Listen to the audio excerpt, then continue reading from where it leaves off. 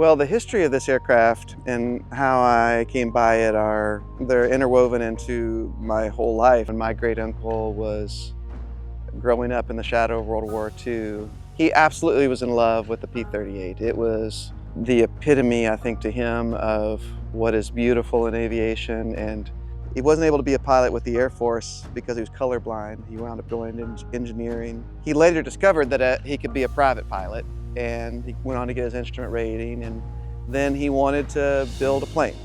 And his friends told him he should build a Vans, and he's like, nope, build his dream. Jim he's not normal, in a lot of ways. He's really special. To be that smart, but also an artist and a craftsman the way he was.